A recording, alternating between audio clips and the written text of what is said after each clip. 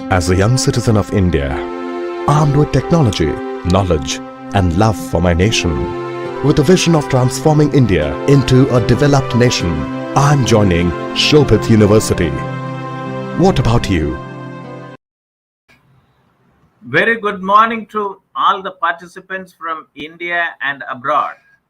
Shobhit Institute of Engineering and Technology, Meerut, deemed to be university, and its centers of excellence, Center for Informatics Development Solutions and Applications, and Center for Industry 4.0 Technology Studies and Application, in association with African Asian Rural Development Organization, ARDO, New Delhi, organize this weekly international webinar series on open source digital technologies towards self-reliant India, Atmanirbhar Bharat.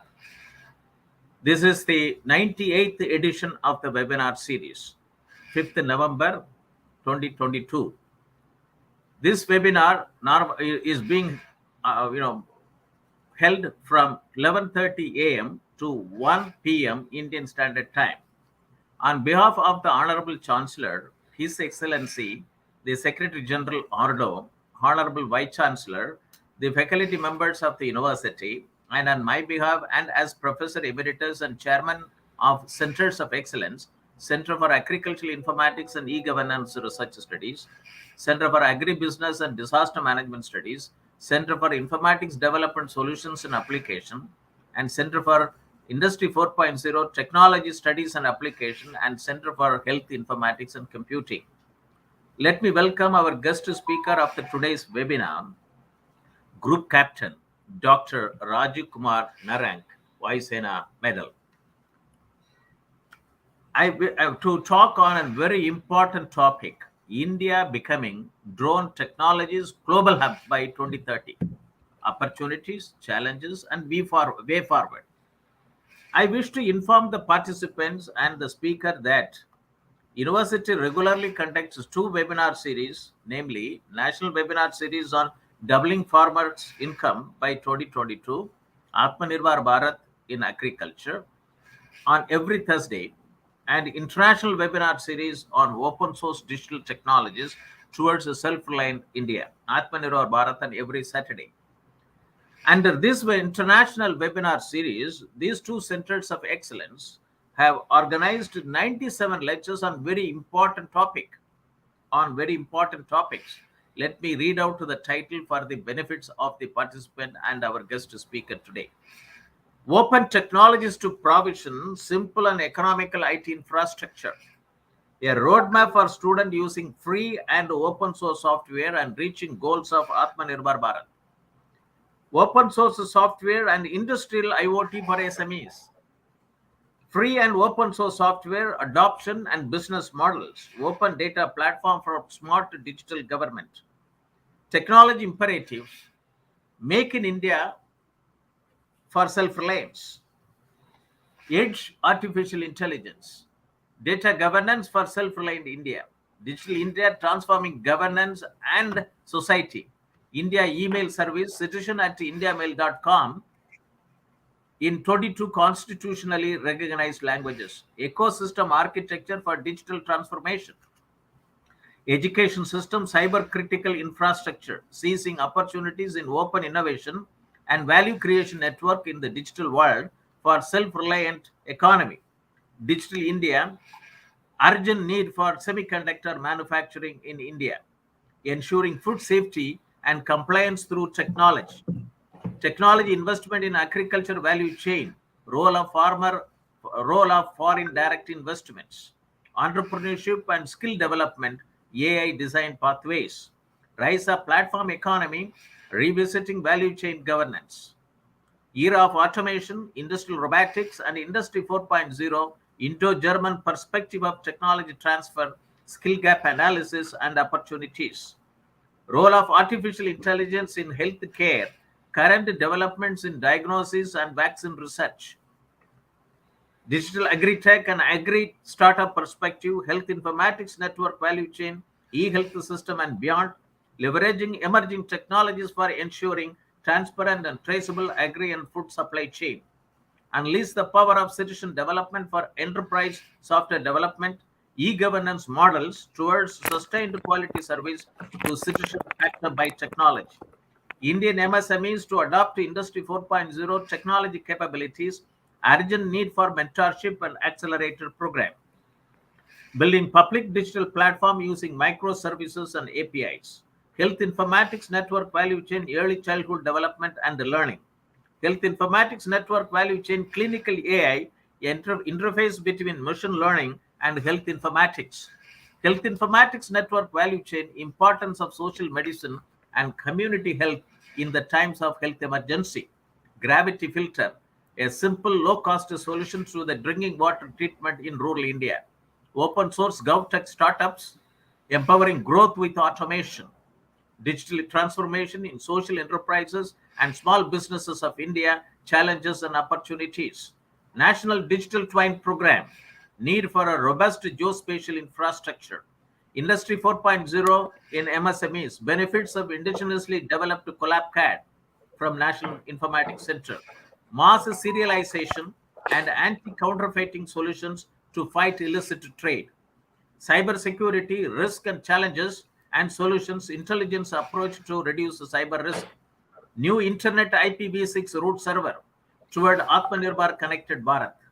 Indian startups, reflections and possible policy interventions needed for scaling up to Gram Panchayat. Blockchain and crypto for a digital assets platform, pathways for global trade. Robot as a service, leverage technology to solve enterprise challenges.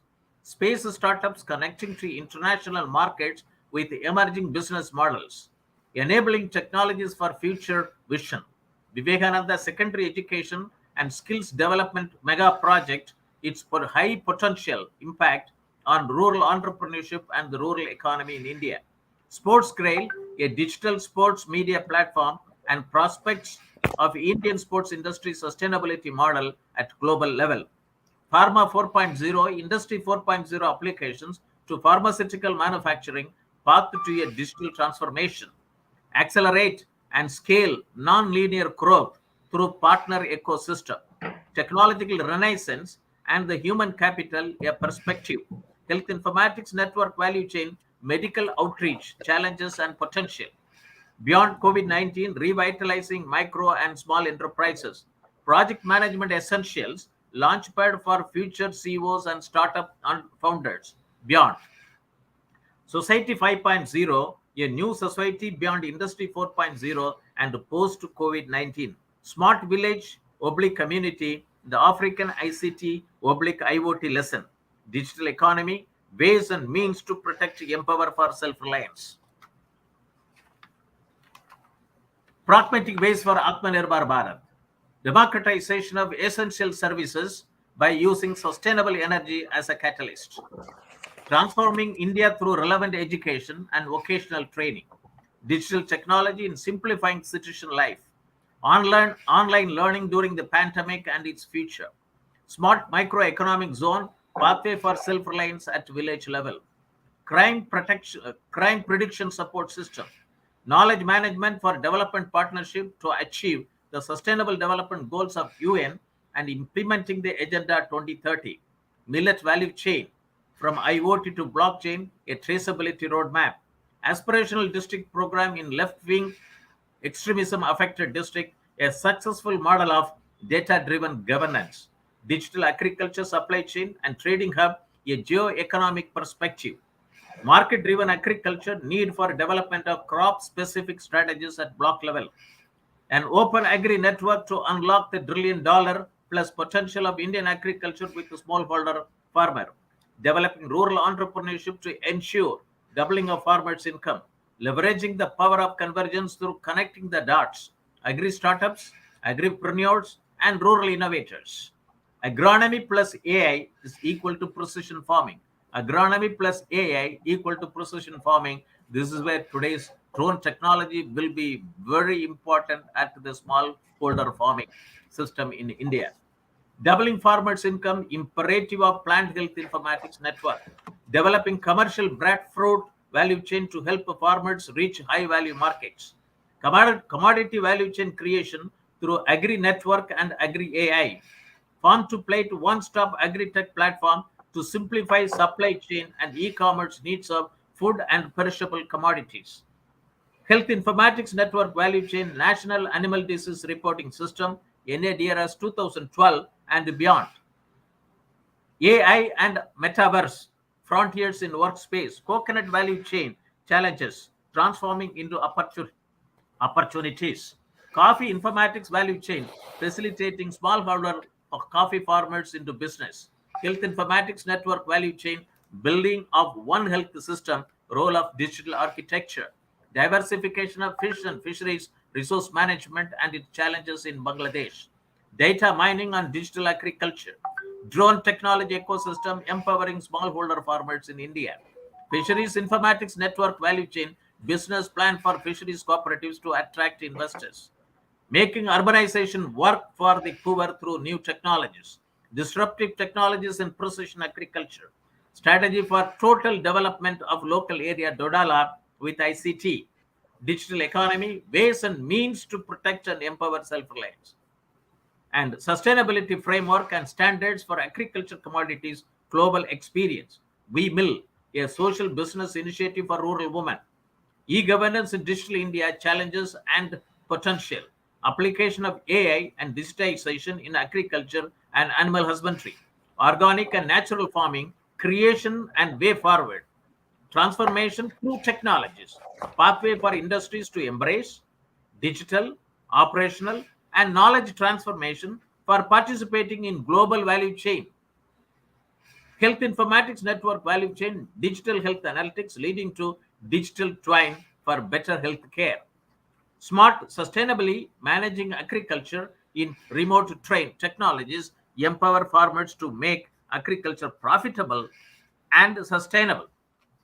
Today is the 98th edition of this very important webinar series. We'll have the talk by Group Captain Dr. Rajiv Kumar Narang, Vayu Sena Medal, retired, and Director Strategic Initiatives, Drone Federation of India, New Delhi, on a very important topic, India becoming drone technologies global hub by 2030, opportunities, challenges, and way forward. India is a land of villages.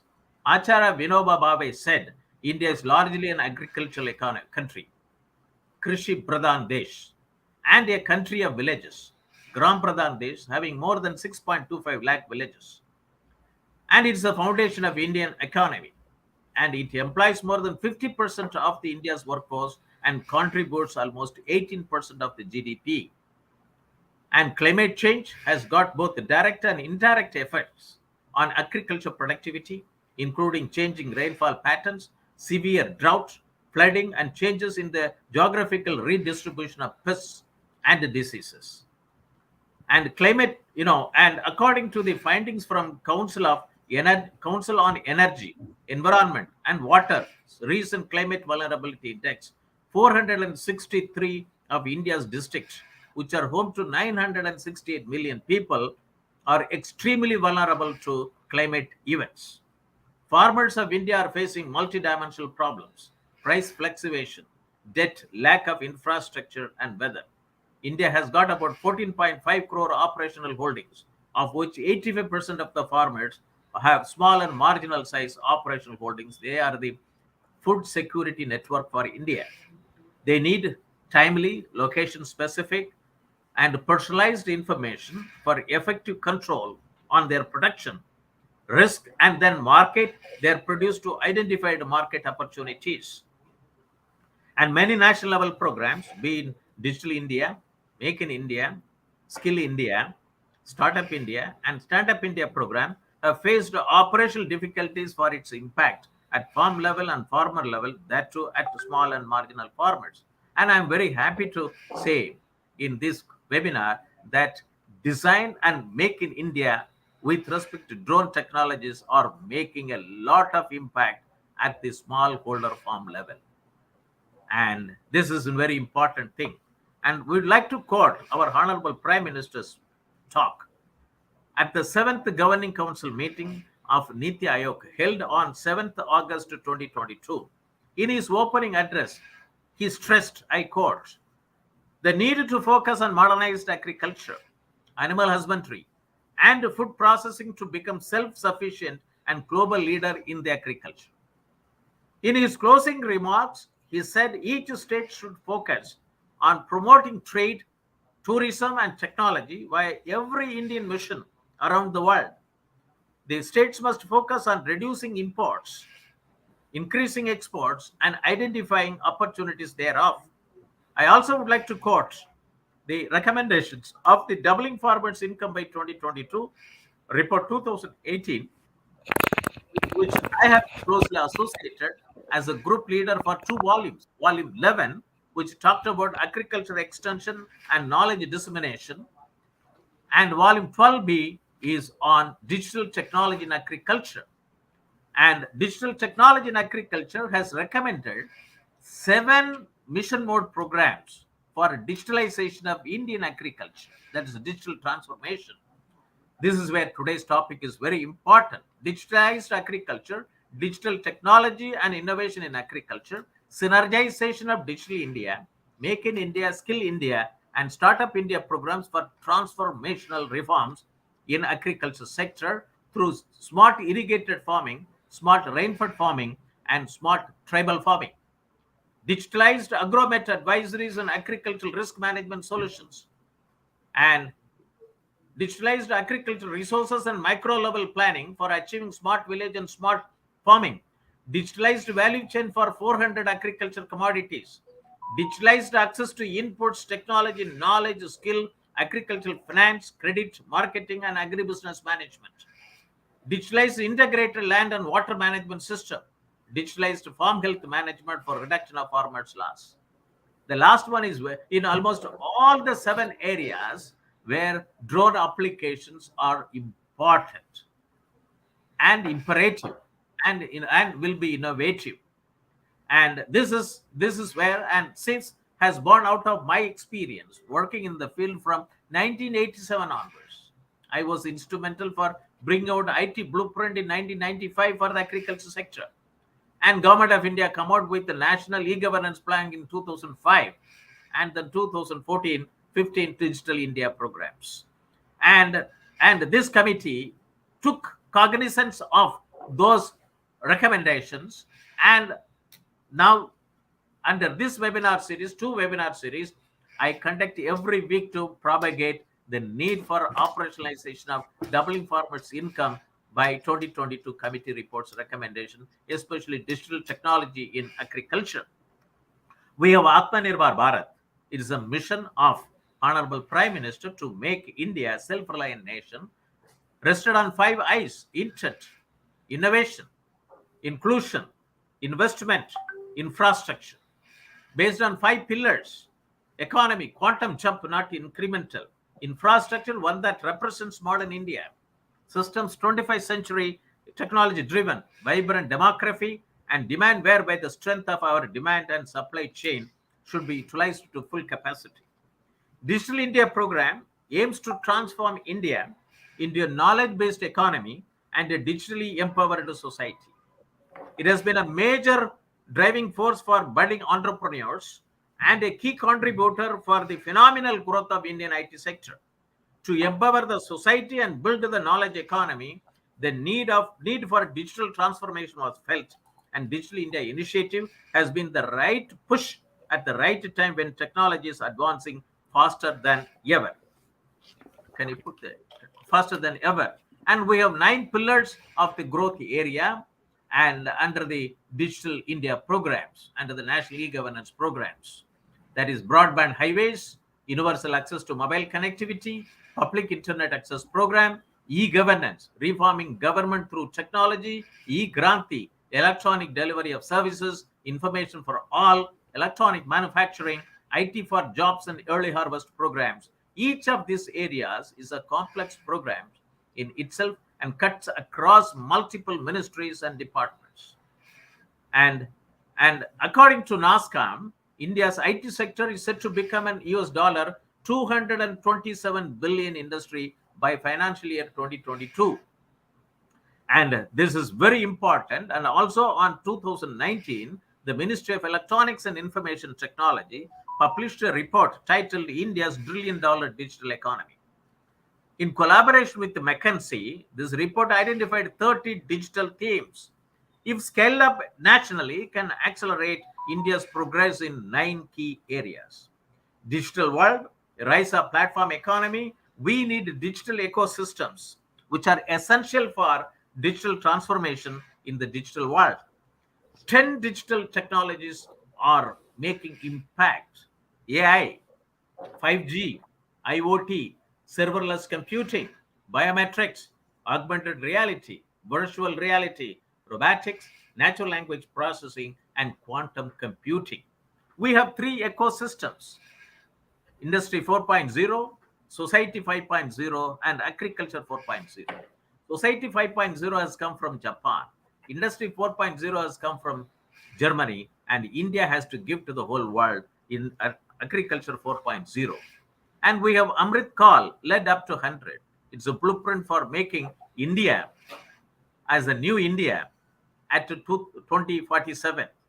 And we have a PM Kadi Shakti program, which is to bring in integrated, unified logistic interface is very important.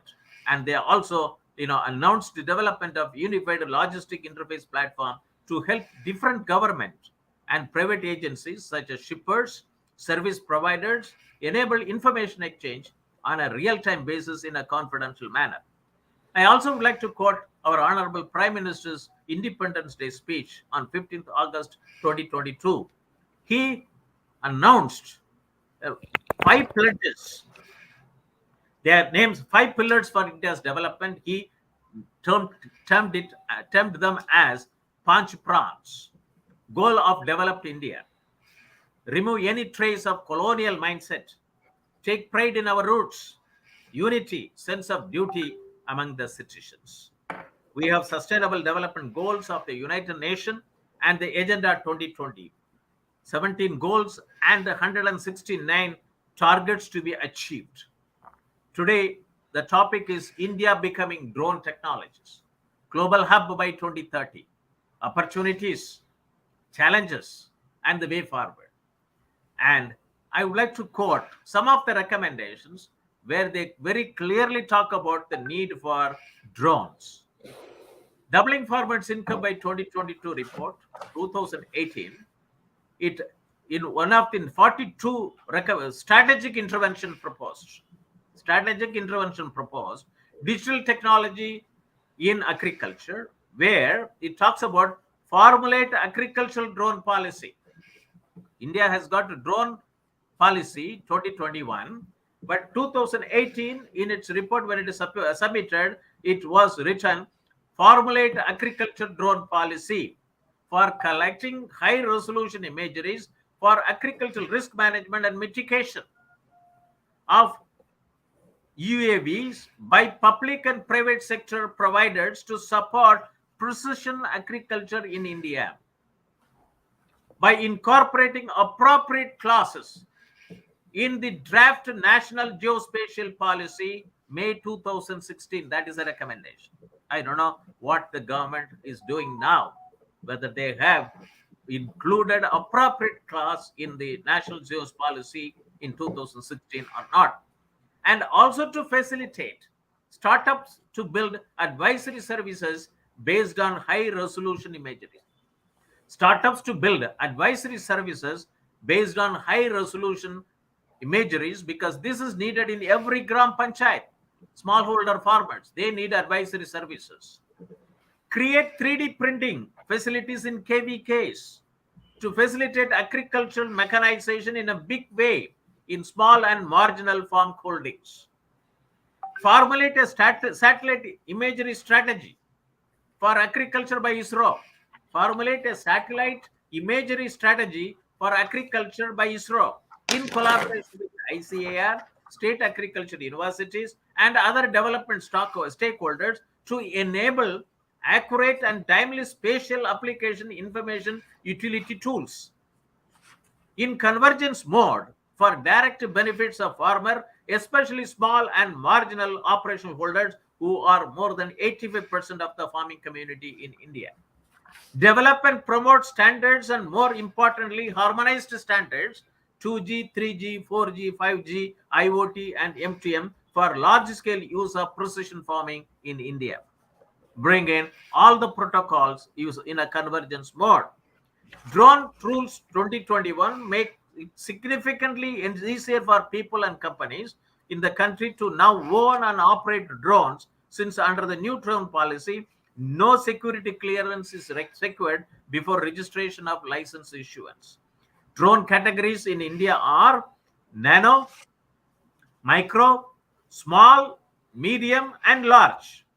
Nano means less than or equal to 250 grams, 0.55 pounds.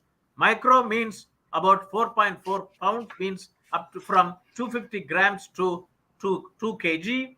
And small means from 2 kg to 25 kg. And medium means 25 kg to 150 kg. And large means greater than 150 kg.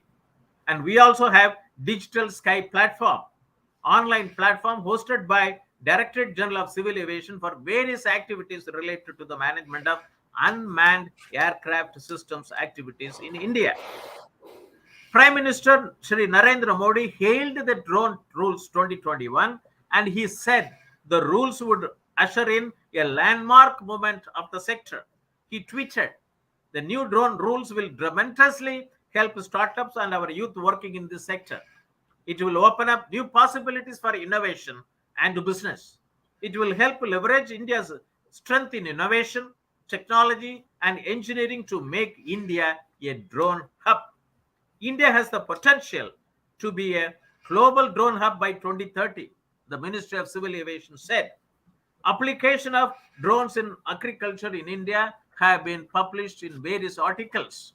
The use of agri-drone is on rise.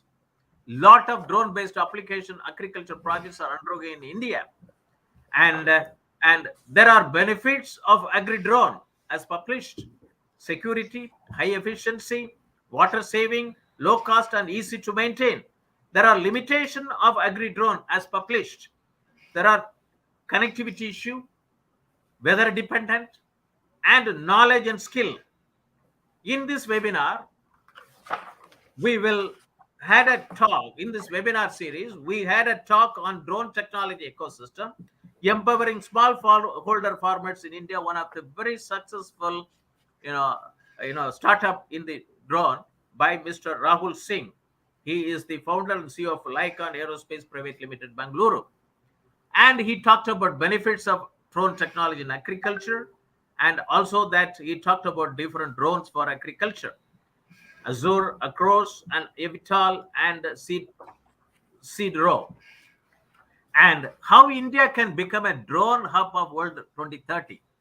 This is I would like to quote from the report of Ernst & Young, authored by Mr. Akshaya Singhal in Ernst & Young India Performance Improvement. This was published on 11th October 2022. And the drone industry can help boost the manufacturing potential in India to the tune of $23 billion by 2030.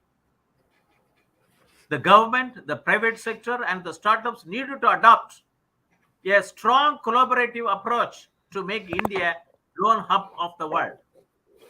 High quality products and reducing dependence on imports to propel Atmanirbhar Bharat initiatives and create an environment that encourages research and development, rewards innovation, create Indian IP ownership, along with a financing mechanism to support startups or MSMEs, companies working in the sector.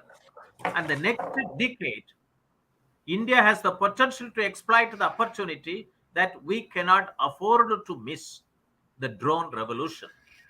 The drone and its components industry can significantly strengthen India's manufacturing potential to $23 billion approximately by 2030, according to this Ernst & Young report, Make India the Drone Hub of the World. Making India is a drone manufacturing power would not only contribute to the country's target of US $5 trillion economy, but also largely focus on Making India mission. And once delivered, its success will contribute to national prosperity across multiple sectors, and I expect it's about at $23 billion by 2030 US dollars. And the sector covered defense, army, navy, air force, infrastructure, railways, posts, real estate, roads, pipelines, telecom, power, retail, agriculture, homeland security, state police, and paramilitary force and counter UAS. India will need approximately 1 lakh drone pilots in the coming years as the sector is on the path of exponential growth. Union Civil Aviation Minister Honorable Shri Jodit Aditya Scindia said on 11th May 2022, adding that the country has the potential of becoming a global drone hub by 2030. He talked about three wheels. First wheel is to create indigenous, the first wheel is that policy. That is, a drone policy was unveiled. And the second wheel is that productivity linked incentive schemes with respect to drone manufacturing. And the third wheel he talks about is to create an indigenous demand. And there are 12 central ministries, including agriculture, mining, and rural, have traded to create the demand for the use of drones. Three wheels development. He talked about it. And he also talked about 1 lakh drone pilots in the coming year.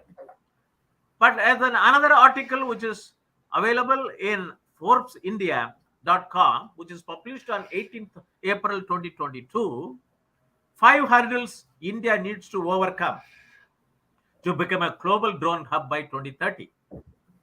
This is an article written by Professor Nishant Kumar Verma from IIM Bangalore and his doctoral student Shril Saju. This is published on 18th April 2022 in the website ForbesIndia.com. Indian Institute of Management Bangalore identifies some of the potential roadblocks and suggests initiatives that can help the government and the industry to achieve the vision. And Government of India expects the annual sales turnover of Indian drone manufacturing sector to cross rupees 900 crores and the drone services sector to cross 30,000 crores in the next 3 years. The market development is expected to generate more than 5 lakh jobs. We highlight some of the potential roadblocks and suggest initiatives that can help the government and industry to achieve the vision. The government, with the social welfare as a priority, urges the industry to primarily focus on applications in the field of agriculture, military, and healthcare. Journey so far: Drone Rules 2021, Digital Sky website, production linked incentives, abolishing drone pilot license requirement. This is the positive step. But the potential hurdle: what more needs to be done?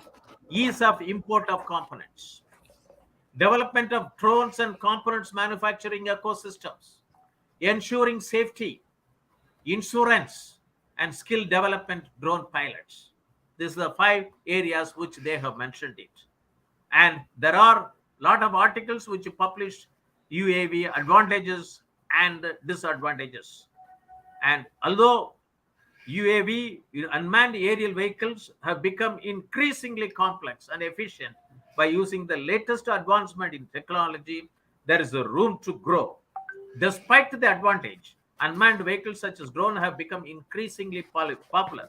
The advancement in the technology fields such as blockchain, artificial intelligence, machine learning have allowed the development of drone systems with upgraded and defined systems that provide greater security, safety, and efficiency to make drone missions more successful.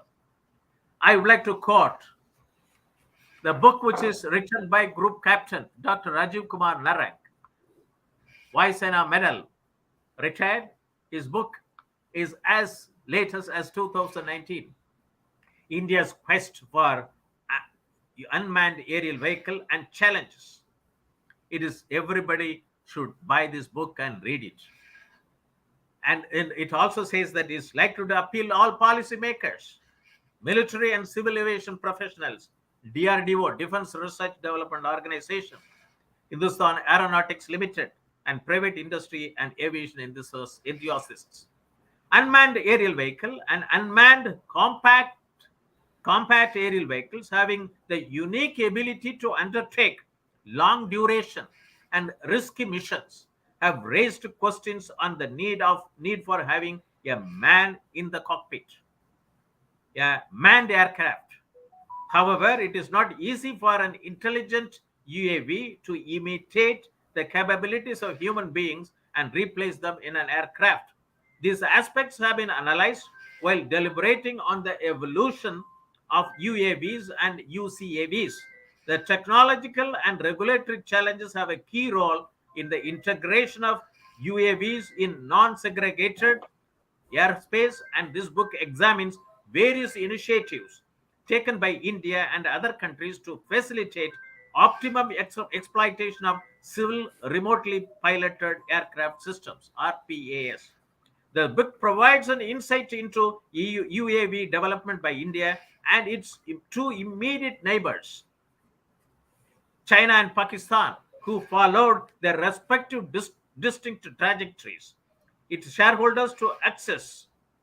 It examines India's endeavor in designing and developing aviation platforms and contribution of various stakeholders to assess the challenges that prevent transformation of its aviation designs into successful products. Thereafter, a roadmap is proposed to make its aviation ecosystem a robust one, which is essential for India to succeed in its quest for UAV through design and make in India. Design and make in India. Way forward, training programs, balancing security and benefits, developing anti-drone systems, and increasing investment. This is another requirements which has been talked about that by the article which is available in skygrid.com, UAV advantages and disadvantages. It talks about training programs for drone pilots, balancing security and benefits. Guidelines are in such a manner that security concerns are not at all compromised, but the drone technology is also to be used to maximum of its advantage. Developing anti-drone systems. DRDO has started developing an anti-drone systems. One is already in place. There are soft kill and hard kill options available. Soft kill options including jamming the drone, and hard kill options include laser technology, missiles, and other drones to shoot down the drone. Increasing investments, India needs to invest in its own unmanned area vehicle systems and counter drone technology to detect and track threats, especially around critical assets. With this background, let us turn to the address by our guest speaker, Group Captain Dr. Rajiv Kumar Narang, Vice Sena Medal, retired Director, Strategic Initiatives, Drone Federation of India, New Delhi, on this very important topic, India becoming drone technology global hub by 2030, opportunity, challenges, and way forward. And looking into the future, drone technology is going to change the agriculture sector. Many Indian startups are also showing interest in the industry and aiming to invest in low-cost drones, which can help farmers and simultaneously create employment opportunities for the rural youth and enhance the knowledge of farmers as well. Drone technology is fusion of technologies, human resources development, challenges and priorities, opportunities and potential. We should require to look into these issues. Space tech startups versus drone tech startups. DFI 2022 report recommendation, drone technology application, institutional collaboration between industry and university, PG diploma in drone technology and its application, 12 months, PG diploma on drone technology and application, use case on data value chain. These are all which the Shobhit Institute of Engineering and Technology, those two centers of excellence, would like to undertake in association with the Drone Federation of India. And one drone image leads to an algorithm development, leads to data visualization, leads to decision support system, facilitate farmer, researcher, value chain stakeholders, and this is how we look for the way forward. Because every drone image needs an algorithm for analysis. And It means that we have to take benefit of emerging open technology, transformation through technology, TTT. And this is digital technology transformation, operational technology transformation, and knowledge technology transformation, and quantum technology transformation.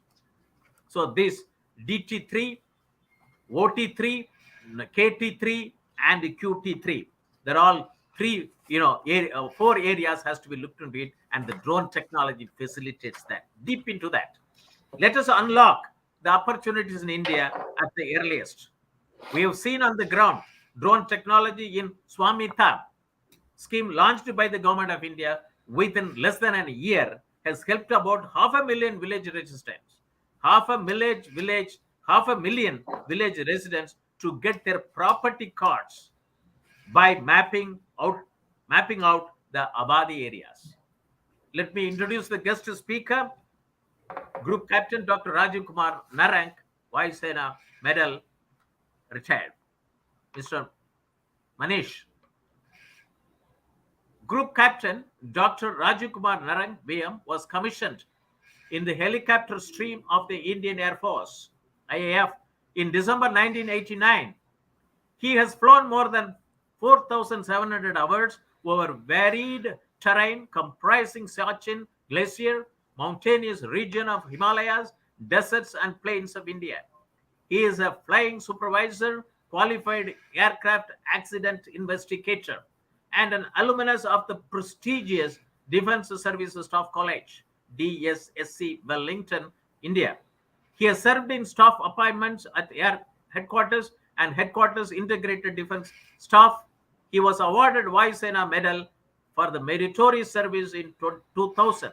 He has served as a research senior fellow at the Center for Air Power Studies, CAPS, from September 2014 to April 2019. Group Captain Dr. Rajiv Kumar Narang is a pilot, author, and public policy analyst who took over as Director of Strategic Initiative at Drone Federation of India in 2021. He did MSc in Defense and Strategic Studies from University of Madras and PhD in International Relations from Jawaharlal Nehru University, JNU, New Delhi.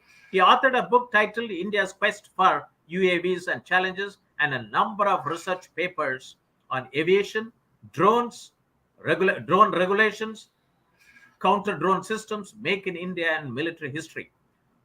This is very important, according to the website bharat-rakshak.com /IAF database /20,456. Squadron leader R.K. Narang not only displayed exceptional standards of professionalism, but also an ability to think and react calmly, quickly, and correctly in a critical emergency. For his exemplary airmanship, composure, presence of mind, and professionalism of a very high order in the face of a grave emergency, the Honorable President is pleased to award Vayu Sena Medal to Squadron Leader Rajiv Kumar Narang. We salute you, sir. We welcome you to the International Webinar Series on the Open Source Digital Technologies for Self-Reliant India, Atmanirbhar Bharat, to talk on India's becoming drone technologies global hub by 2030, opportunities and challenges, and way forward. Thank you very much. Thank you. Thank you very much, sir, for being very, very liberal in your introduction and giving a very vast scope of issues which you have raised. And I think you have made my job easier as well as difficult, because many things I wanted to cover, you have already introduced them. But that I view it in a positive manner, that the kind of research you have done, sir, I'm really honored to be hosted by you, and it's really a privilege to be speaking in front of you.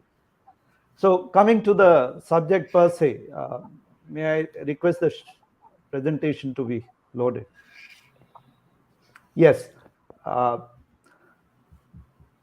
today what we are going to understand is, we are going to understand what are drones and military UAVs. I will touch upon the different these definitions. how drones are used in war, and emerging threat of small drones. Now it's different because drones started their journey as early as into 1917, or unmanned aerial systems. However, they could not keep pace with the manned aviation. So, why this threat of drones has become so prominent in the last few years? So, we need to understand. And what we need to do to counter this small drone threat, I think this is a concern which entire world is grappling with, and I think it will be important for all the stakeholders and young students and thinkers to understand this challenge which the world is grappling with. Of course, then India's challenges and its military drone program, because India has a peculiar its security challenges, which we need to have a basic understanding that why we need a military drone program. A civil drone industry. Last year, entire 1 year since the release of drone rules on 25th August 2021, Indian government, led under the leadership of Honorable Prime Minister, has taken several policy reforms, and these policy reforms are really transforming the Indian civil drone industry. And I must compliment the Indian drone industry. They have also risen to the occasion and come up with many solutions which are helping the Indian people as well as the armed forces. I would also like to distinguish the different initiatives taken under the self-reliance in India, and why this self-reliance is needed. I would like to highlight there are two critical factors which emphasize the need for self-reliance. First, India has a very large population, about 130 to 140 billion people. Now, this is a very large population. The second is there are limited resources. And then we have a government which is democratic, which wants to help the people, which wants to ensure that people are the first. Now, under those circumstances, how do you ensure that you keep your country safe as well as meet the aspirations of the people? And what are the challenges, and how India can become not only a drone hub, but sir has raised the issue of becoming a self-reliant country by 2047. Now, self-reliant, though it's not a heading of the topic, but I will touch upon that. What are the differences once we become a drone hub? What will be the further, milestones which we need to focus on? So, let me tell you what Drone Federation of India is. It's a community of drone professionals which has got a drone pilot. We have about 2,000 plus drone pilots, 120 service providers, 80 plus manufacturers, and 10 plus training schools. Now, this is a community which is dedicated to serving the people, industry, and more importantly, I think what Drone Federation of India is trying to do is, let's create an ecosystem of innovation, design, development, manufacturing, testing, certification standards, and also make the drone industry a global industry. How we get into every nuance which is critical for growth of industry, not only as a service industry, but a design-led industry. Now, this is a different challenge. Even if we compare the current drone industry with the automobile industry and information technology industry, we realize the relative IPs or relative indigenous in the manufacturing sector has a lot to be desired. So I think drone provides an opportunity to cross that barrier and go beyond what other the industries have achieved and go beyond their levels. So I think this is where the drone industry promises India to be different. So we have been trying to have an internal collaboration, though I have quoted the collaboration with the Army, Air Force, and Navy, but we have been working with the ministries in the civil sector. In the COVID period, DFI had played a major role in facilitating a lot of services to the state governments or the other entities. When we had a, this Rajasthan faced some of the challenges. DFI came forward, and its stakeholders and the industry people came forward and really did a wonderful job. Whenever HADR situations have come up, our drone industry has done a wonderful job, and I think it's a promising thing. Now, what is important is first time it's in a unique event. We are going to have a Bharat Drone Shakti event, which will be held in Air Force Station, which will physically demonstrate the capability of Indian drone manufacturers. So they will not only demonstrate in a static level, the live demonstration of the event will be held. So it's a new, unique event, which under the, we have, of course, with the support of Indian Air Force and the Drone Federation of India, we are going to have a unique demonstration of Indian drone industry's capabilities on 28th and 29th November 2022. So let's understand, when we say drone, unmanned aerial vehicles, unmanned aerial systems, and remotely piloted aircraft systems, there are minor differences. One of the reason why people, some people, US Air Force didn't want to be called as a drone, or drone, they thought probably conveyed a message that it is a autonomous operations. So they deliberately wanted to use a remotely piloted aircraft systems. In fact, Indian Air Force also uses a RPA instead of drone or UAVs or UAS. So there are historical reasons, or the concerns of autonomous being going out of control and having a significance of man in the loop. Different terminologies are used, but today's talk, we will restrict our talk to the drones. We will use these terms interchangeably.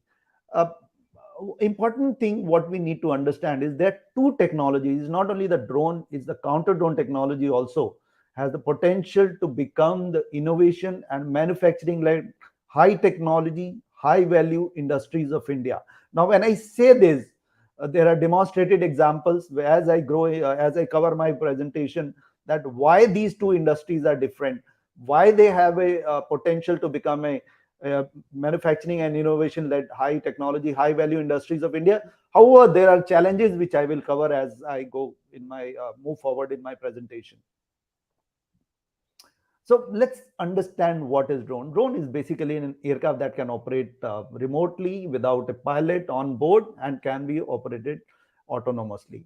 Just to simplify it, a single rotor, multi-rotor, fixed wing, VTOL, I'm sure you guys people are aware, but still hand launch, recovery, catapult launch, vertical takeoff and landing, vehicle launch, runway launch, and net recovery.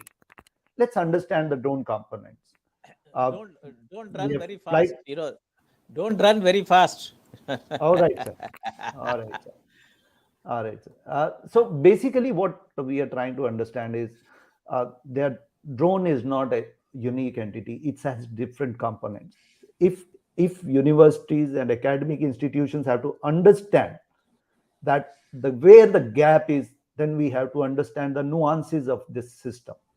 We have to understand dependencies of our system. We have to understand technology gaps of our system. We have to understand capabilities gaps of the system, and where these systems have to be integrated in our national airspaces.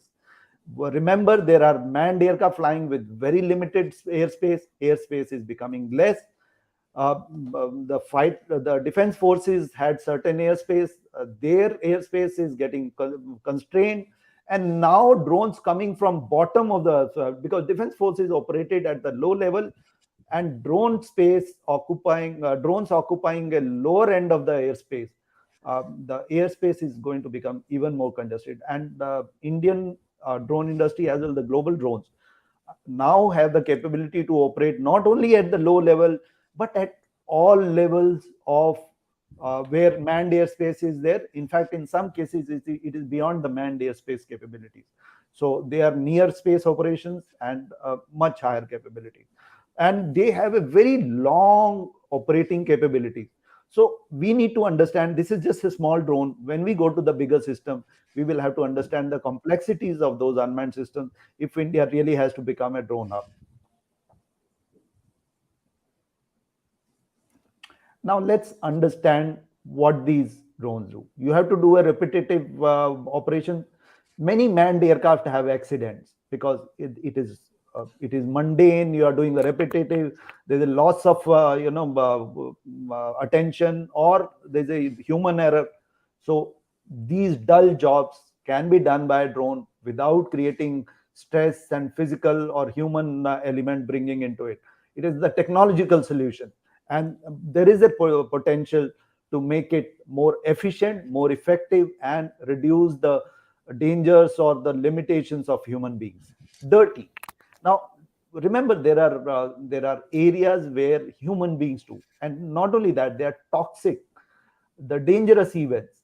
Now, those things, if they can be done by drone, you are preventing the human being subjective to such unhygienic and dangerous situations. If there is a fire, if there are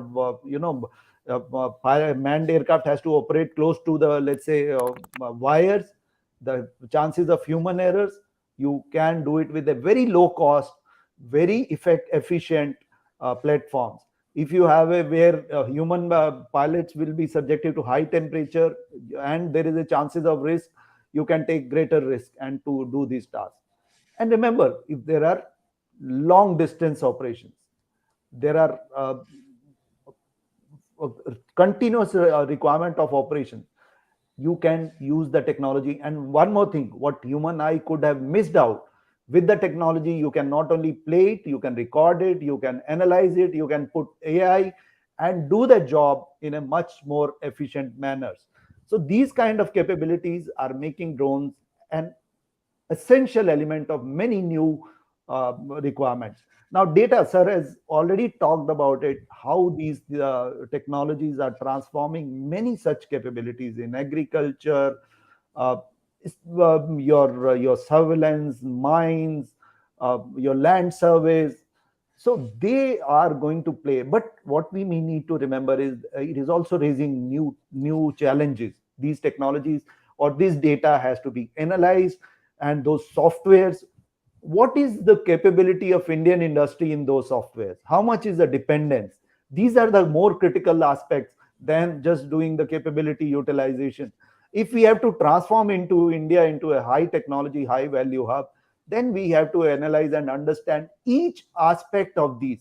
And that is where academic institutions, our collaboration with the international partners, our future plans, uh, they will decide how we can do it and how Indian industry can expand their operations in the Asia, in Africa. There are many collaboration partners we have. Can we look at these capabilities being shared with those, and as well as learning there from them for the benefit of all? Disaster relief. Remember, disasters come, and then you realize how these new technologies have transformed this thing. One more thing, when disaster struck, the weather becomes a limitation. Can drones provide a solution? We have seen many such incidents where manned aircraft could not take because of limitations of weather. Can provide a little extra edge in disaster relief situations, because that little edge or that little extra time saving can really save lives or can provide a succor to the people who are really in need and go to the areas which are more far flung, more disconnected. And not only that, remember, whenever disaster starts, we have the biggest problem we have is the communication disruption. Can we have a mechanisms of immediate restoration of communication? Because the moment you restore communication, a lot of lives can be saved, a lot of succor can be provided. So these are the issues we need to remember. Future. Now remember, cities are becoming congested. We are realizing our roads are full, and if there is an emergency, if people have to be transferred to hospital, we realize the ambulances get stuck. Can we provide the emergency blood transfusion, medical some emergency blood body parts, or such critical systems? Can we provide emergency medical raid, emergency tests? So not only we are going to have a medical logistic, people are going to be moved within the cities and across the cities. Now the advantage is you can carry smaller aircraft, they can operate from a very limited space. But are we ready with the security of those systems? Are we ready with the safety of this system? What are the airborne technologies? Have we validated those technologies? Have we done enough testing and certification to ensure that they do not become a threat to the people on the ground, and they do not become a threat to the aircraft which are flying in air. So unless that is validated, these technologies will have their problems in really induction in the real life. Now let's understand the military drones, how they are transforming. So let's first understand what kind of military drones are there, and then we will talk about it. See, RPA, UAV, US, I have already spoken about it. Unmanned aerial system, people also use the word UAS. They say it's not only an airborne element, even the ground elements are there. So it's a system of systems. So that's why some people use not only unmanned aerial vehicle, but they use unmanned aerial systems. A small, slow, low-flying drone and countermeasures I will cover later. Swarm. Now, Swarm is a technology which which has provided India, brought India at par with global developments. Not in the exact terms, but at least we have entered a technology area which is still evolving in the world. So far, we have been developing those systems which are evolved in the world, but Swarm is a technology which is brought us to concurrent development of emerging technologies. So it's a really transformation in the technological domain. Manned unmanned teaming is where future is, where manned and unmanned aircraft will operate together to reduce threat and the stress to the manned aircraft, and undertake critical, or let's say if they have to even save people in radiological covered areas. So those kind of radiation areas. So these are going to play a major role. Unmanned combat aerial vehicles, as we know that when a manned combat aircraft is shot down, the human being which is captured, it provides not only an intelligence, it also provides a media leverage to the people who are flying. So people are seriously considering, can we develop a combat vehicle which can operate in hostile situations? So long range ISR and armed UAS. So these are the two types, turboprop and jet engine. And future technologies are incorporating a lot of stealth features in it. Of course, we have seen some of these warfares, how loitering munitions, which are hovering or operating over an area at a period of opportunity, they go and strike the targets in the adversary. Logistic supply will be critical, and India has a very difficult terrain to guard, as well as provide logistic within the cities. So they are going to play a major role. But what is required for a military drone is miniaturization of sensors, weapons, and many other systems. So there are academic institutions, our research institutions, our industry will have a major role. Hypersonic is an emerging technology. India has reached some level, and I think we need to work more on this domain, because if we analyze our threat scenario, we will realize that these technologies are essential for India's security. Solar is a promising technology which can remain airborne for long. It can provide you long-term communication as well as provide you surveillance, or the peacetime all monitoring also. Near space is another capabilities. Now this is a medium altitude long endurance. ISR means intelligence, surveillance, reconnaissance, as well as armed UAVs. So they are of different types. Some people view it 30 to 40 hours endurance. These are basically turboprop engines, and or 40 to 60 hours. Some people use these higher endurance UAVs also in the high altitude long endurance category. So there also the high altitude long endurance category, there are jet engine UAVs, which compared to the turboprop have a lesser endurance, but they have a higher range and high altitude operations capability. This stealth wing is a new focus of technology development world over. They are developing unmanned combat aerial vehicles which are not supersonic but near supersonic range, but they are not detected by the radar. So that is a development globally, as well as India is also developing these technologies. Now let's understand the emerging threat of small drones. Now, were drones not there earlier? They were always there. If you see what happened in the Arab-Israel wars in 80s, earlier also, and US global war on terror. So drones have been there. But what has happened in the last few years that we are all worried and what we want to do? And this has to be understood when you compare the size, speed, and altitude of these smaller drones. They are transforming because all air defense systems around the world, including of the leading military powers, are focused on picking up larger, higher, and faster drones or flying platforms. Now these small drones have really made the challenges of any air defense forces difficult around the world. It's not India, around the world, I'm saying. So this can be related the way you see how collaborative attack of 13 drones at HMM Air Base and Naval Base of Russia in Syria in January 2008. Similarly, drone attack on Saudi oil facilities actually had reduced their oil refinery capability to 50%. Now they are the leading oil suppliers of the world. If that happens to a leading country which has all the best defenses in the world and has from the leading defense manufacturer, so it indicates the kind of challenge are posed by these things. Now I'll give you another perspective of capabilities of drones.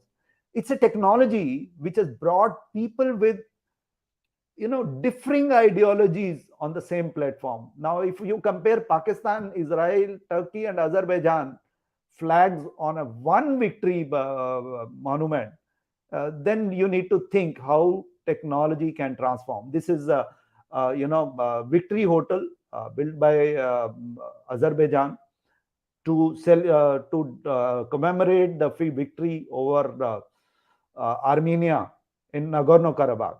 And 4 flags indicate how technology can transform the partnerships among world leaders. Now, I would like to highlight the dangers of some of the technologies which are available in the public domain and using them in the military domain. Ukraine was using a Chinese-made drone in the war against Russia. And it is so Russia was able to pinpoint the drone operator within seconds of launching of that drone. Now that kind of concerns was raised. It rose to a level that Ukrainian prime minister went on Twitter to raise this concern and take up with DJI to address their concern. So that kind of concerns we have to remember whenever we use open source technologies, and we are people who are going to supply those systems. I have to understand the criticality or the vulnerable systems which could transform which could have an impact on future operations. Now let's understand how Russia is one of the leading defense force and how it has faced initial setbacks when it did not have a drone technology. Its troops operated with little AD, which was prepared for counter drone operations.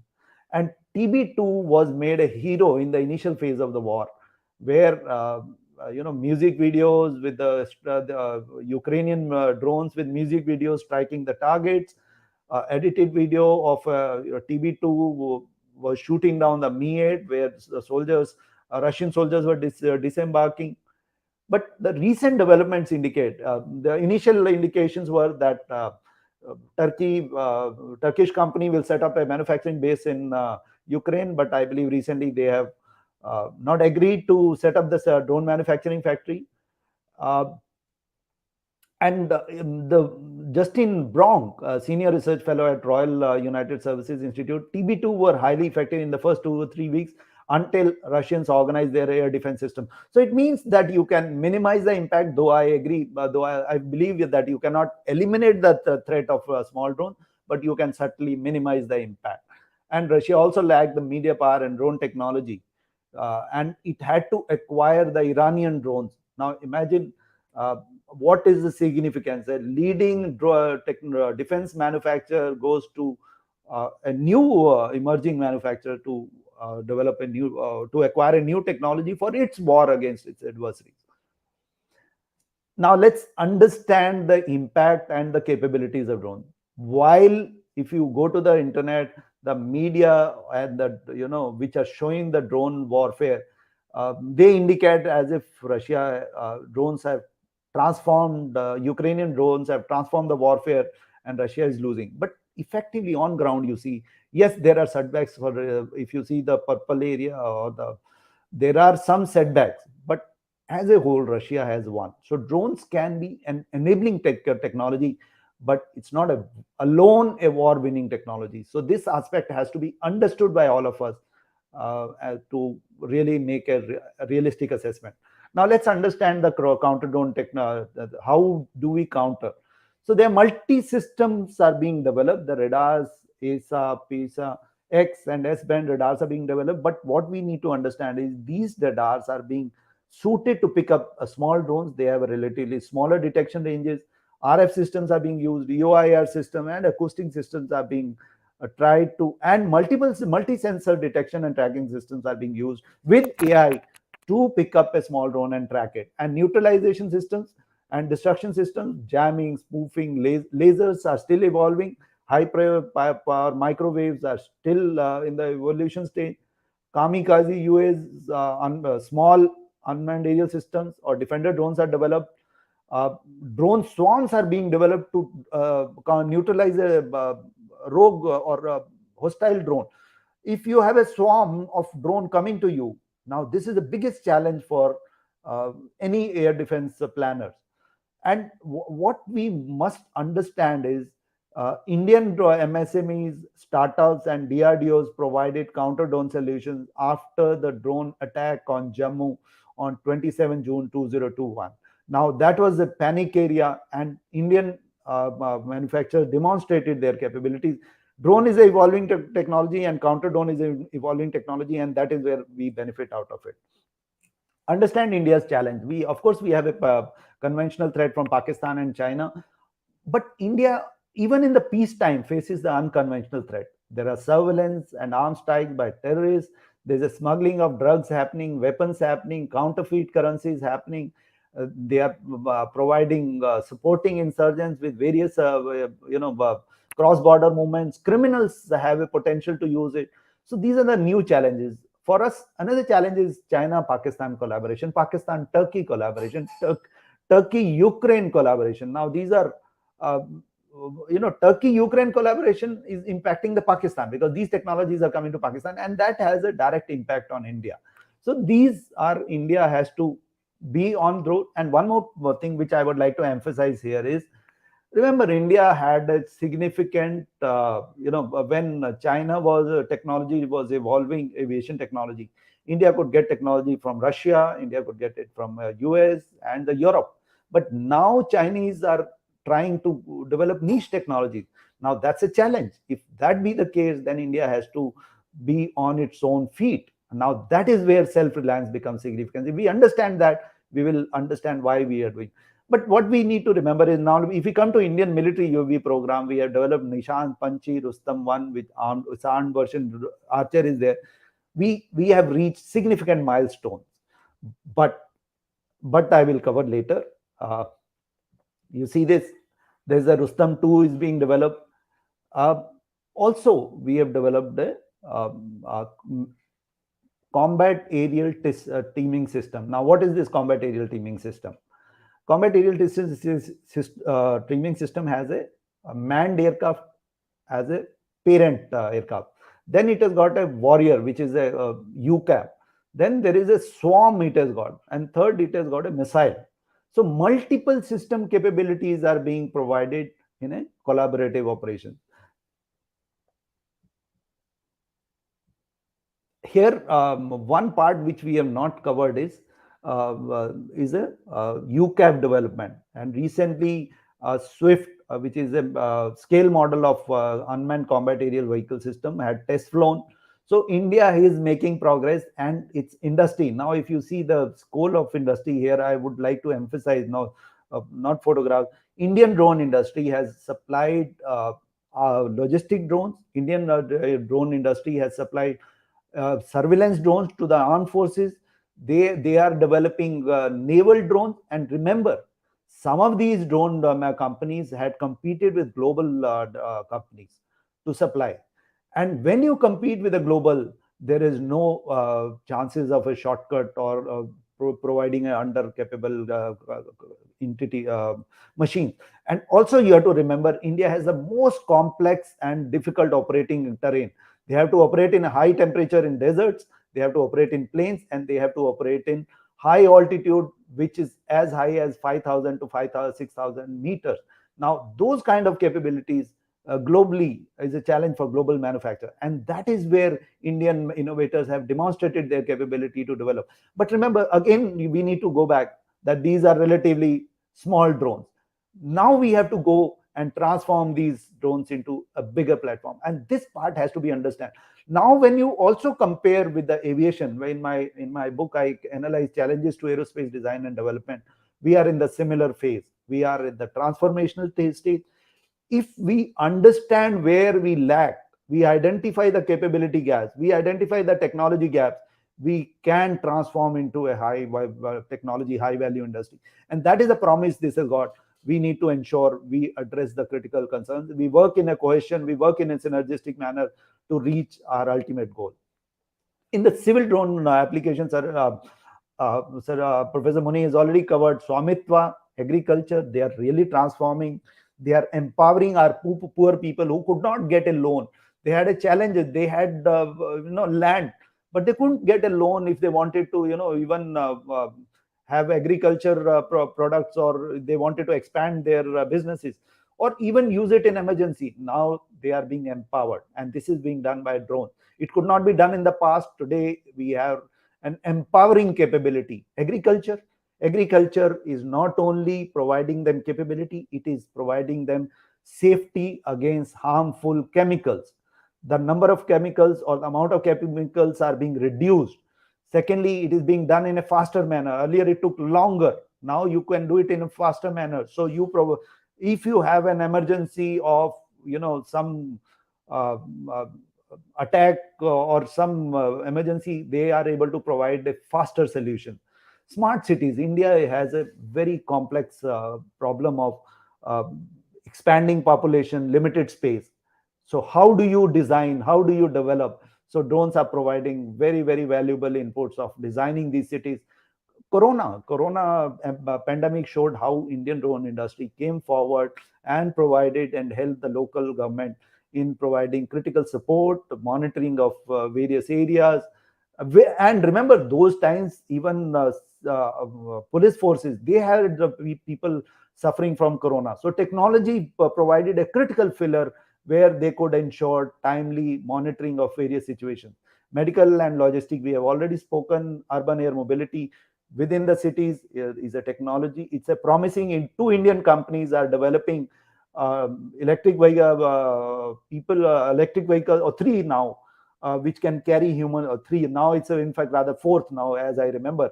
Four companies have solutions which can carry human beings from one place to another, but technology validation is a challenge which we need to work on. And it's longer range version, advanced air mobility, will also need a technology validation. Government initiatives, productively linked incentive scheme is provided 25% financial incentive if you are manufacturing in India. And unmanned traffic management system, the policy, government has proactively said we will form a policy. But remember, the technologies to operate these systems have to be validated. So this is where we have to identify the gaps. If we find the gaps, validate those technologies. If they exist, if they don't exist, we develop them. We really are on track to what is our ultimate objective. A government has proactively come up with SOP for spraying of pesticides and nutrients launched by the Ministry of Agriculture. Now it's important. How do you ensure that everybody follows in a safe and secure manner? Now, these kind of initiatives really empower the agriculture. A subsidy announced by the Ministry of Agriculture for Kisan drones. In fact, it's an initiative taken in the our budget in 2022 Kisan drone initiative. 100 crores Kisan drones were launched by the Honorable Prime Minister to promote use of drones. 1,000 drone light show. Now, this 1,000 drone light show is an initiative which is a byproduct of our D&D initiatives, and I will relate when I say how drone swarm drone technology came, and I would also like to relate it to how Meher Baba competition played a role subsequently. Drone Shakti mission launched by Honorable Finance Minister, basically to empower and facilitate drone proliferation. Import ban on drones. Remember, Indian drone industry is now fairly self-sufficient as far as integration and many other subsystems. Now, they were finding it is unfavorable to develop, so they needed some sort of support, and this has been a major role. And central government vision to make India a global drone hub is an indication that commitment of the Indian government to support Indian drone industry. Now, let's see what has government done in the policy framework. Now, if you relate type certification, it is like certification of your car. It is safe for the passengers, it is safe for the people. Same way, Quality Council of India and it has been tasked to certify these drones, and they have further certification bodies. So it is basically government is saying, okay, industry, you take the job, do it certified, but be responsible. A drone registration is as good as a car registration you have. So that kind of mechanisms is introduced in the drone rules. Drone pilot training. So you raised about 1 lakh pilots requirement, and number of drone training schools are increasing. Today we have close to 30 drones, and just to enhance the scope of training. And drone training is becoming more and more complex. In the sense, earlier it was just a flying of a drone with a camera. Today we want LiDAR surveys, we want various analysis, use of AI tools, use of various applications. We have firefighting. So the training also has to become, and now in future these drones will have to operate with a manned aircraft. So that kind of understanding, the syllabus are being formed, and training is being imparted so that we fly responsibility, we don't cause threat to the people on ground, and we don't cause threat to the aircraft on ground. Pilot certificate, again, that mechanism has been introduced. It was DFI had to really work along with industry stakeholders, and the government, many government stakeholders really had to slog it how to make it happen. And of course, no permission, no flying. It is same, you have an area where you say, okay, you cannot enter. You have an area where you can enter with a permission, or here is a road, you fly openly. So same way, drone operations has been there.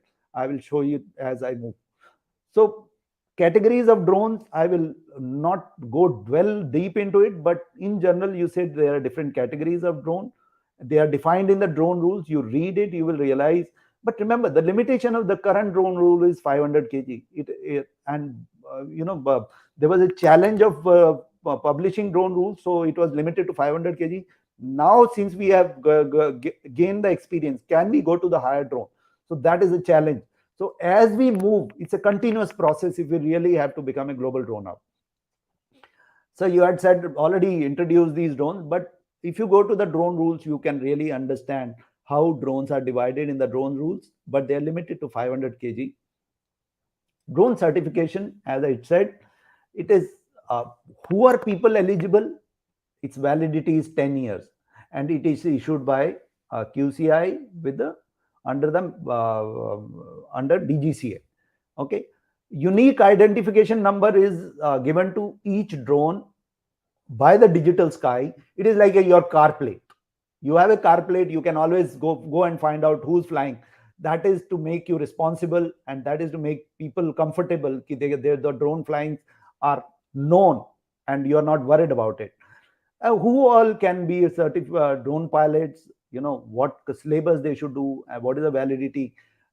10 years is a valid. 10th class pass can become a drone pilot certificate. So that drone flying is go down to the lowest level. Remote pilot training organization, there is a procedure, there's a manual, everything is there, and all this information is available in the drone or digital sky.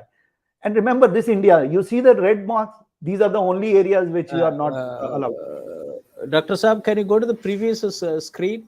You know, it is Yes, sir. A lot of syllabus. Yes. Let the people who are watching, let them also see that. Yes, sir. Just 1 minute.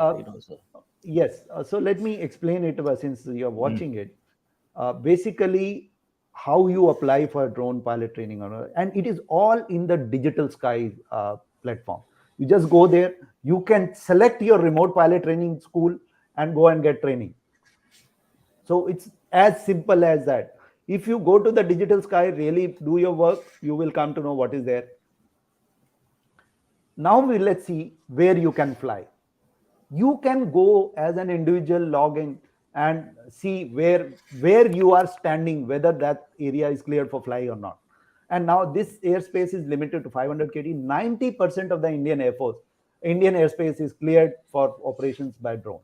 So the government has gone in a very pragmatic manner to allow operation of drone. But you will have to go and see where is yours. And just to give you a brief understanding, what is red zone? Red zone is let's say we have a security area where we are not allowed to enter. It is something like that, basically for safety, security, and other reasons. And there are some areas where we take permission. You enter some office, they say, okay, you take permission and come. Same is a yellow area. Yellow area is area where, you are operating close to manned aircraft operations. So they want to make sure that we can permit you in this area, provided you take permission, if we are not flying. So that kind of facilities are there. So from airfield to 5 kilometers is a no area, means it's a red area. 5 to 8 kilometers, you can fly, but with the permission of the ATC. 8 to 12 kilometers, you can fly up to 200 feet on your own. But beyond 200 feet, you need a permission. And beyond 12 kilometers from an airfield, you need permission beyond 400 feet. Up to 400 feet, there will be mechanism in the digital sky. You go and apply and fly, nobody is going to trouble you. So that kind of progressive policy initiatives have been taken by the government. But the technologies to facilitate these operations, like unmanned traffic management systems, have to be developed. Now, this is your Shobhit Institute of Engineering and Technology. If you see it, it's already there, this mark.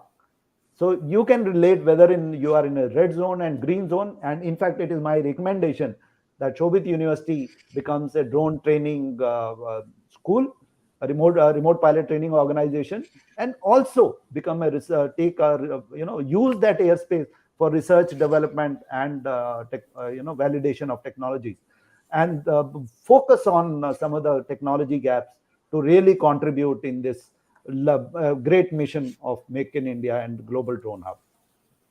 This is a digital sky portal. If you just see it, you go there. It's very, very simple. You want to use a drone? Find out. You will come to know what is there. Go and click, you will come to know. You are a manufacturer, importer, go there. You want to become a certified pilot? Go there. Everything is in one platform. You can also check. You want to use a drone. You want to know whether this drone is approved by the DGCA. Check the UINs issued. Which models are approved, that you can check it. So you really has to, training institution, go to the training heading, click it, you can see it. UTM, as I said, has to evolve. Research, development, and testing. Who all can become? Academic institutions can become a research, development, testing entity. No permission is required. But to use that airspace, it is better that you form a RPTO and take approvals, so that you have an airspace to validate some of the technologies you are developing for the larger good of it. Any manufacturers, a drone insurance, you had raised a very important point. Some of the Indian companies, some of the insurance companies, industry has worked very, very closely, and government has facilitated these to develop, to come up with the drone policies. Today, drone policy, insurance policies are available. Any manufacturers can get an insurance policy, and they are coming up with the different products in the insurance so that you can get a lowest cost solution. Let's say you are operating in an area, even for a particular operation, they will insure for that particular duration also. So they are coming up with a new low cost viable policy solutions. Now, self-reliance, which is very close to my heart. I have written articles on Make in India, design and Make in India. Uh, when we came to Make in India, we realized Make in India meant anybody could come with or without any value addition. Then we realized Make in India is good and it will continue. Indian will support Make in India, but Indians' vulnerability or Indian dependence could not be reduced, and we faced a lot of challenges in the COVID period, and also the cost. See, cost matters a lot to Indians. Indians have a very limited force or resources. So when you get a component or some critical subsystems from abroad, your cost as a whole does have a higher proportion. But the counter to this is, if you want to develop those systems, initial cost of your components is higher because the scaling up is a challenge. Now, this is where we have to work on. If we really have to serve the Indian larger population and we have to contribute in the global ecosystem, because remember, Indian solutions in the long run are always economical. If we have to make a global supply chain economical, Indians have to really work very, very hard on making commercial viabilities. And also, India's dependence is a lot on some and multiple systems. Even simulation systems, we use imported simulation systems.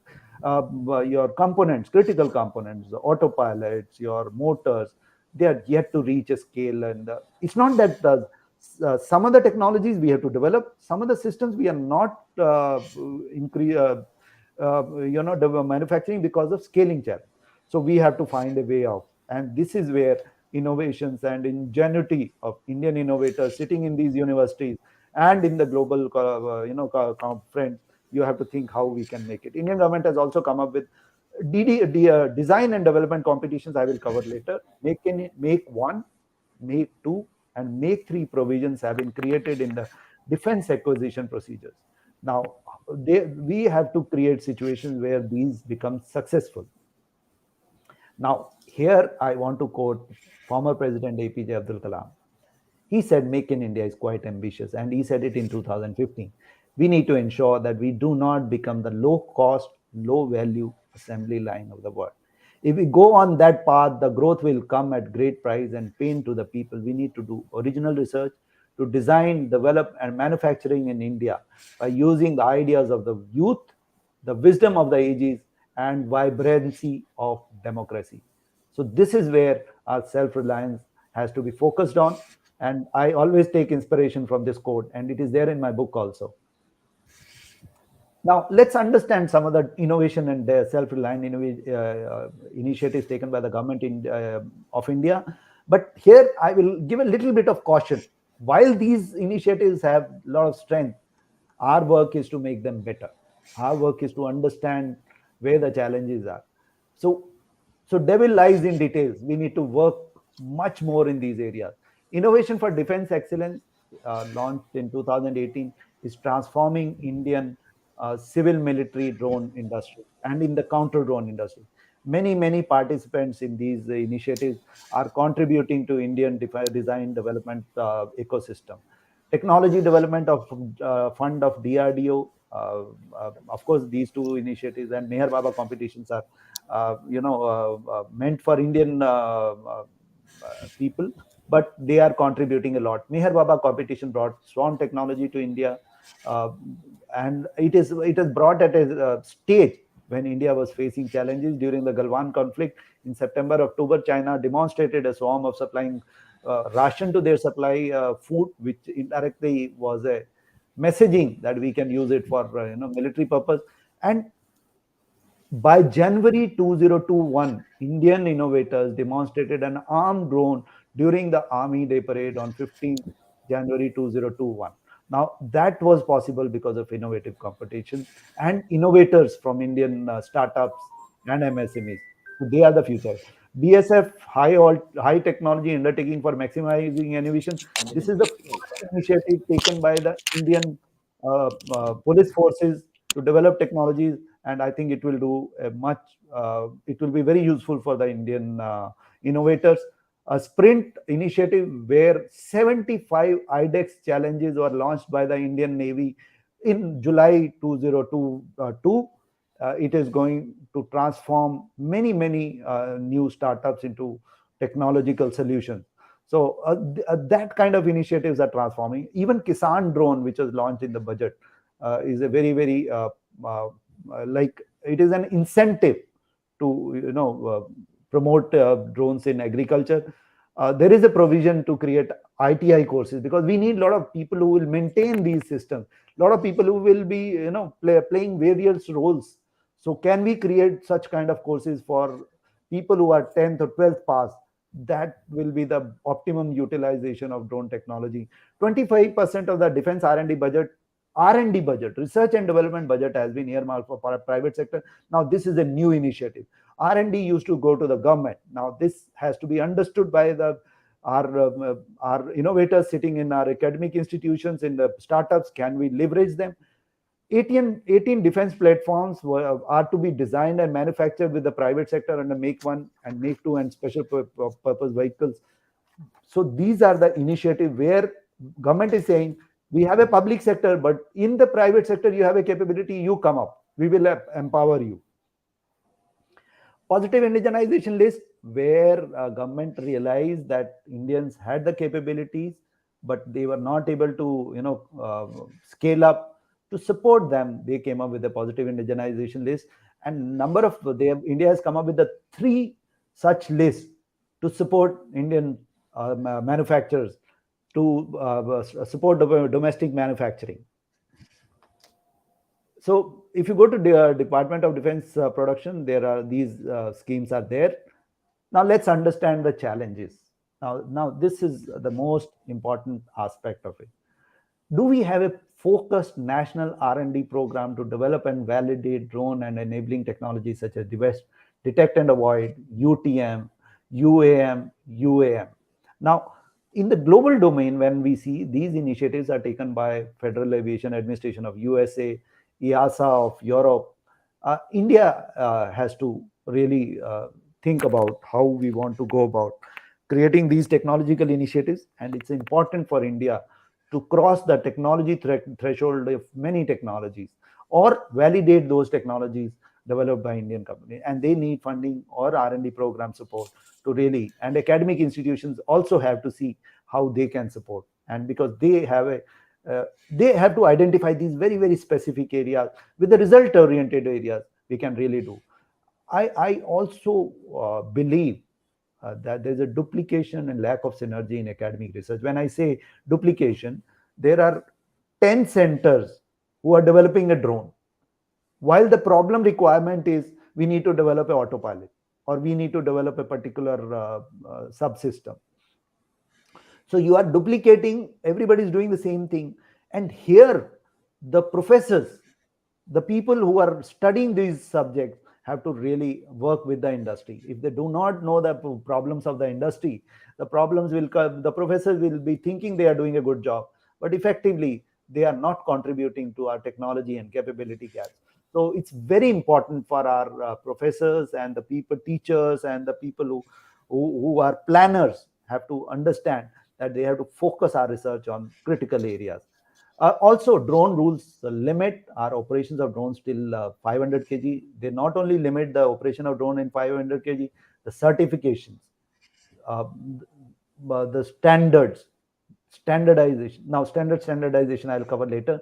So, if we have to go to the higher level of drone manufacturing, which is a larger aim, we will have to really expand the scope of these drone rules and come up with the new rules or supplement these rules, or that will require some of the validation of technologies. Again, the research and technology and validation is important to cross this threshold of 500 kg and even optimally utilize this 500 kg threshold. Because if ideal way, these 500 kg drones should be operating in a collaborative manner with the manned aircraft with the least separation, least minimum safe separation. Now, today they are operating in a segregated manner. So that kind of validation has to be done. And second part is, today, a drone is certified as a whole. Can we certify a drone autopilot? And that is important. If we autopilot, if we certify, let's say, command and control system, what will happen? That is where our IP will be generated. That is where indigenous design will be generated.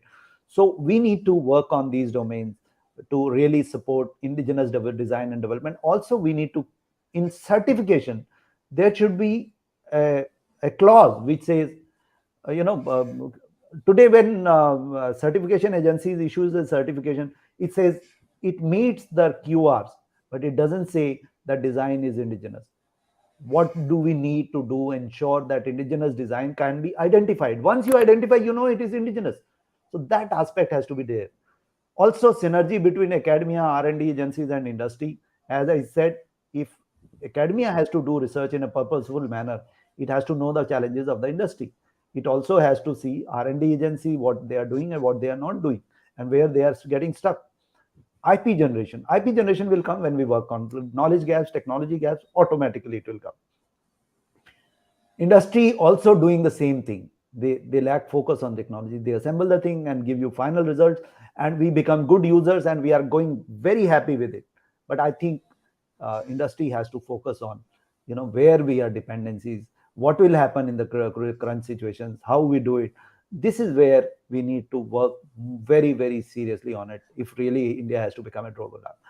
Commercial viability is a challenge. Now, the issue is, are our current procurement policies really supporting IDDM? Do we have a mechanism where all ministries pick up IDDM components, IDDM system? If we have to really see what all we need to do, that indigenous manufacturing becomes really an empowered position. So all those aspects have to be examined, how we have to grow India from a current state to a really high value global drone industry. Now, global drone hub is a vision, but academic institutions, think tank, students have to really see what all goes into drone hub. It is a vision which is given by our leadership. The transformation of global drone hub and self-reliance has to be done by us. Every one of us is a participant to this vision. Anusandhan based drone industry, we are all doing research, but it has to be made purposeful. We have to overcome the duplications. We have to work in synergistic manner. We have to transform them into products. Then we have to transfer them into global products. Unless you go to a global level, you do not reach the scale. If you do not reach the scale, you do not really become viable. So that's why we reach a certain level and come back. So a lot of academic institutions really produce the prototypes, and even through startup they start. But when it has to really meet the global standards, we struggle. I think this is the area we need to work very, very seriously. I've already covered about technology and capability gaps. We need to make a roadmap of technology and capability gaps. This is very important. And also, what pillars we need. In aviation, we are talking about many schemes which are promoting aviation.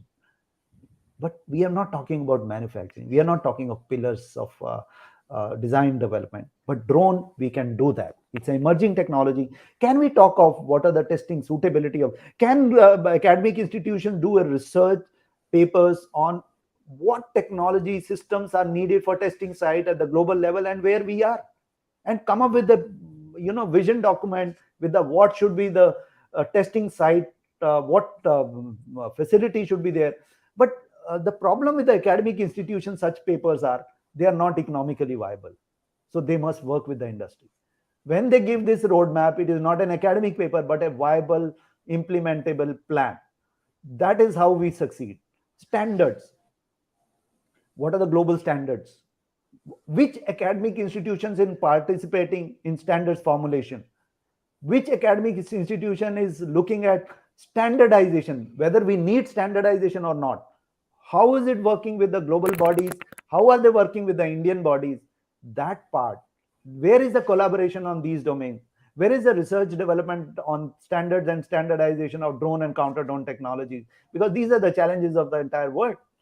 How do you address the valley of death? I think this is very, very important part for any researcher, really, or anybody who's really thinking of self-reliance. Where is it the valley of death? There is academic research 1 to TRL 1 to TRL 4, and there is applied research TRL 7 to TRL 9. It's the gap between these two that most of our academic research does get stuck, and applied research fall short. If we fill this gap through technology development initiatives, research and technology development initiatives in a collaborative manner, we can really transform the Indian drone and the counter drone industry. Today's research and technology gaps indicate that we still have those gaps, and this indicate towards the valley of death.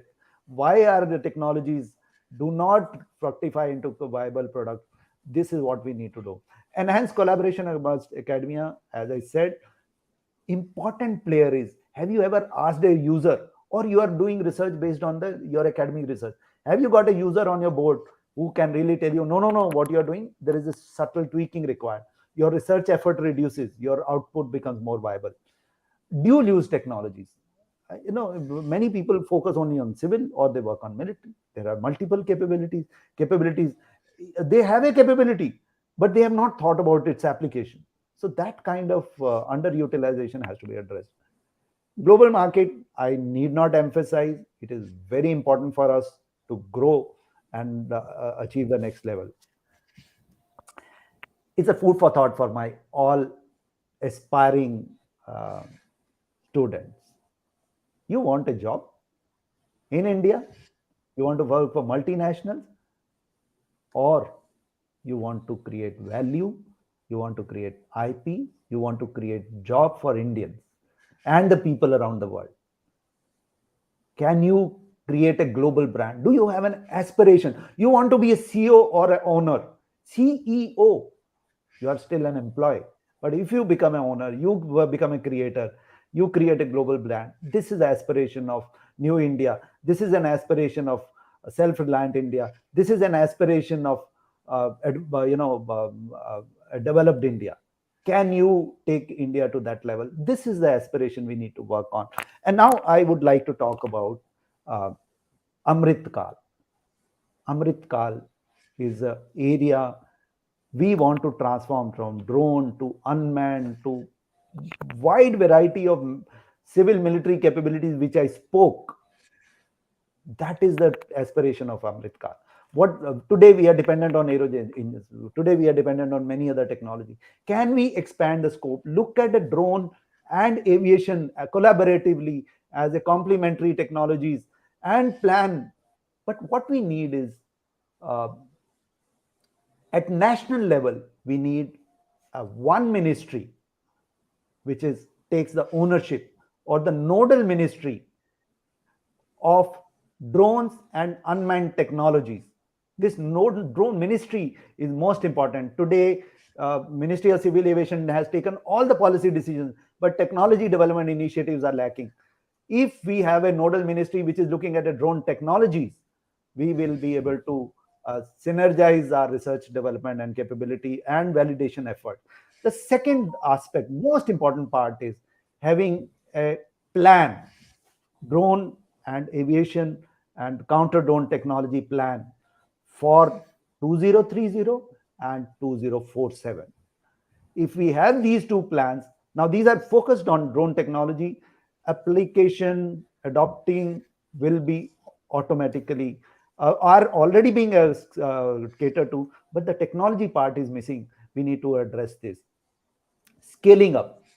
Can our academic and IMAs, IAMs come up with a plan that why our startups finally sell their products to foreign OEMs, or why can't they become the global entities? Can they understand those do a research to identify these gaps. Why do we fail? So this is a job of our academic real institutions to work on those. Foreign direct investment, and in fact, industry to industry collaboration, Indian investment in the foreign countries, it has to be result oriented. It's not only business. Where are the gaps we need to fill? If we work on it, we will really do a wonderful job. I think another factor which we need to do is, I'm in, sir, another last 3-4 minutes. Taxes. How are the taxes affecting the domestic manufacturing? How are the taxes impacting export? How are our collaboration happening with the foreign countries? If we are not focusing on this, I think more research is needed. How can we transform Indian drone and counter drone manufacturers to global entities? Each country wise, we will have to understand. We have to work with those countries. They are our partners. How can we help each other to grow and develop a global supply chain and growth of the Indian industry? Last point for me is academic curriculums. Indians produce very good engineers who work for the foreign companies. But why do they work for the foreign companies? What is lacking in our academic institutions that they don't like each institution has 10 or 1 or 3 entrepreneurs who have a global supply chain originating from India. This is where we need to fine tune our curriculums of BTech, MTech, PhDs, postgraduate courses. Can we relate technology courses with the executive management courses, that Indian focused on India, that we create value chain systems in India? And most importantly, how do we create a thought? I find there is a very distorted understanding of global supply chains in Indian entrepreneurs. Their understanding does not lead to IP creation. Can we create Indian entrepreneurs which understand the IP creation, which understand the collaborations in the global manner, that Indians can grow? Remember, we have a 130 billion population. Why can't we be the global hubs, global drone hub, which is a high value, IP driven, innovation driven, and creation of a corresponding ecosystem in the country?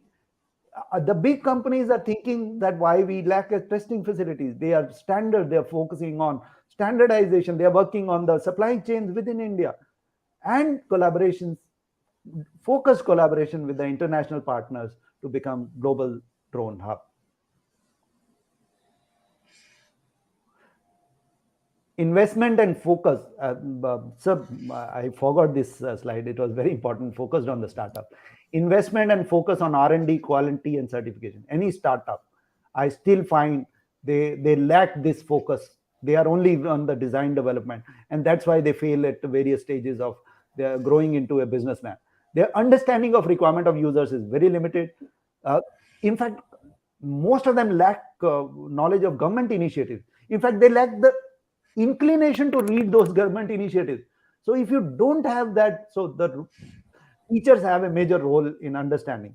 Then, of course, understanding of funding challenges, economic viability. So when he goes, he's only equipped with an academic knowledge, but not in these government procedures, taxes, difference between innovation, competition, prototype development, and procurement procedures.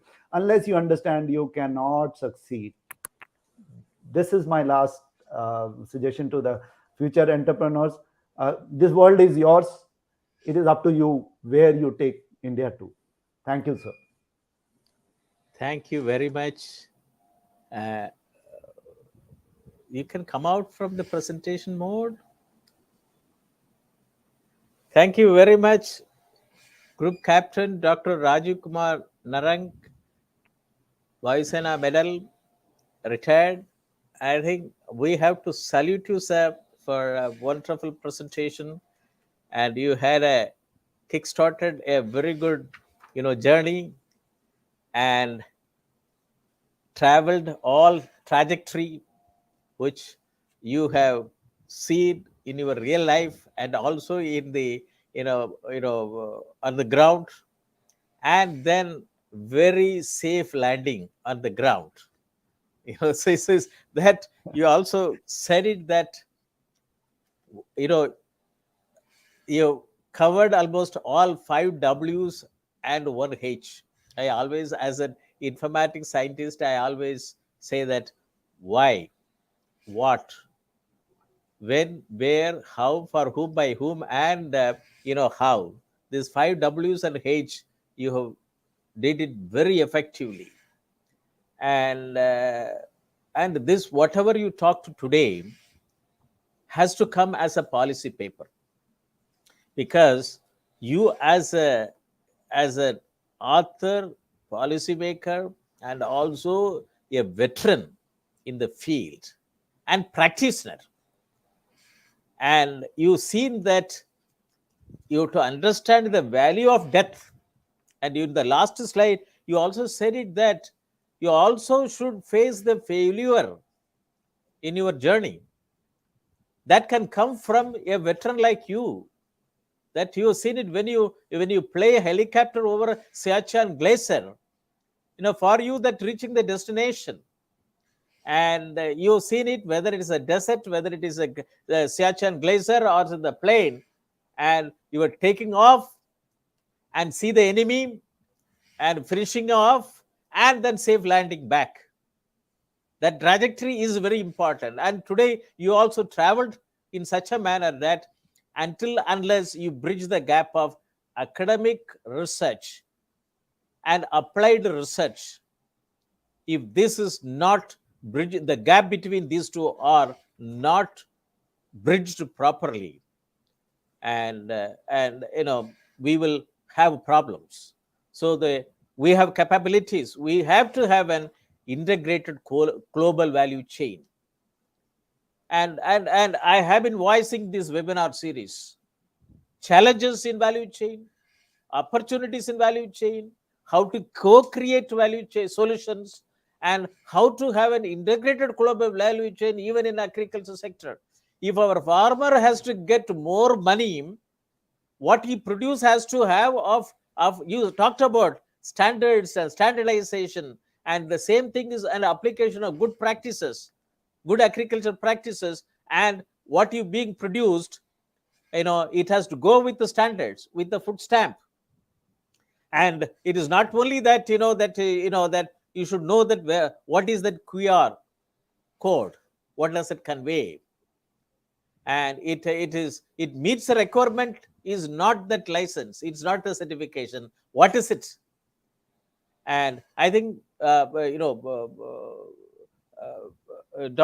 Rajiv Kumar Narang ji, that I was professionally happy to listen to your talk for more than about 2 hours now, and it is more educational, research oriented, and industry oriented, and result oriented, and what we should achieve. And we may have expertise, we are experienced, but the thing is that whether it is relevant to achieve what the country wants it. And your food for thought, it's very important. You talked about that, this is you talked about 9 challenges, way forward to 2038 headings, and then along with that you said that you have to building the basic pillar on which India should work on it, basic pillar. And then we have to, when you bridge the gap, automatically patents will flow like anything. We should have the capability to identify the gaps, and once we are able to identify the gaps, then automatically the patterns will come. And the food for thought you have given, that just I want, for the benefit of the as a summarization, this is the most catching one in your lecture, that is that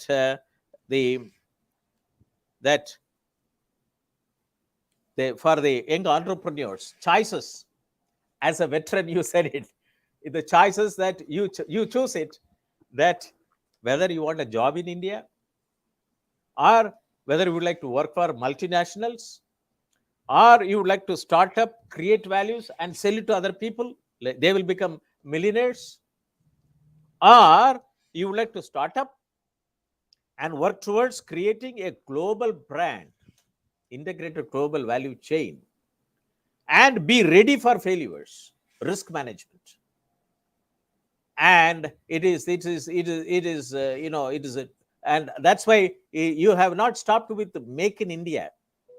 You said that design and make in India. That is the value addition. Design and make in India is the is the wealth creation. Otherwise, it's only a salary. This is where your talk was so important as a mathematician, as a defense analyst, as a defense person, veteran. And today you were given a complete technology value chain, data value chain, and business value chain, and research value chain. It's very important. So many value chain, you covered it. And then finally you said it that that it is way forward. This way forward is that suggestion for the startups. You said it that investment focus on R&D, quality and certification. Everybody has to be the part of the value chain, and it's important. And then understanding of requirement of users, and then knowledge of government initiatives. Everything is going in a vertical silos. And then you talked about understanding of funding challenges and economic viability of business. It is an economic activity. We have to see the complete. That's why different value chain, I talked about it. And then understanding of government policies, procedures and taxes, and difference between innovation competition and prototype development and procurement procedures. And then final, you suggested that the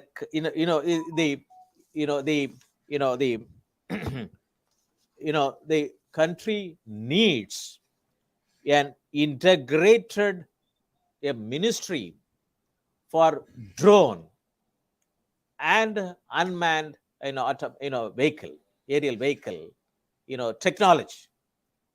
There has to be one technology ministry deals with this technology. This is very important. And this is what I thought, that it is a punchline, is a punch requirement. Everything else will flow. Everything else will flow if there is a nodal ministry. If there is a nodal ministry for drone and unmanned aerial vehicles, then all the technology, whether all technologies, which is emerging technology, impacting technology, artificial intelligence, machine learning, big data analytics, blockchain, augmented reality, virtual reality, natural language computing, and analysis, sensors, everything will come. But is there a sanctum sanctorium?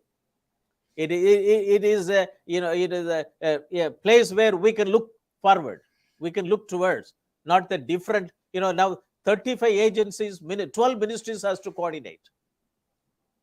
12 ministries. That's why you see that where the application needed, if it is that agriculture oriented, let one ministry look into the drone technology and agriculture. That's all, nothing else. That you don't have to go for anywhere else. That. So this is where and you also given a one hotel, Victory Hotel, where the 4 national flag are flying. That is a big message to everybody, technology developers, and that's a big message. And you talked about it is in Azerbaijan hotel, which you talked about it, that for national flag is flying is a technology they used it for their own victory.